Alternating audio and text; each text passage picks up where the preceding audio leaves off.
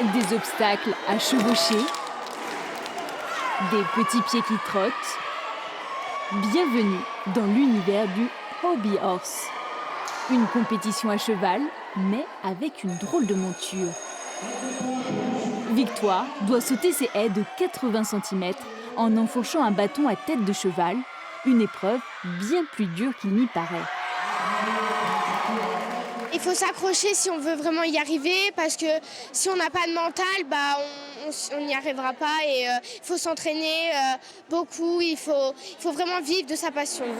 C'est trop mignon. Les concurrentes doivent même réaliser une épreuve de dressage avec leur cheval en peluche, sous l'œil exigeant d'un jury. Sur la piste Cassie, très appliquée, elle imite au plus près le trot et le galop d'un équidé. L'adolescente se passionne pour ce sport depuis 5 ans. Elle coud ses montures elle-même. C'est venu par la passion du cheval. Et depuis, je fais du hobby horse et j'en fais tout le temps. Quand j'ai un temps libre, je couds ou alors je vais sauter dans le jardin. Mélange d'athlétisme, de gymnastique, de danse, le hobby horse, une discipline un brin loufoque, originaire de Finlande, fait de plus en plus d'adeptes en France. Plus de 80 cavalières participent à cette compétition, organisée par une famille de passionnés. La première fois que je les ai vus faire, j'ai quand même rigolé. Et je pense que tout le monde fait un peu pareil.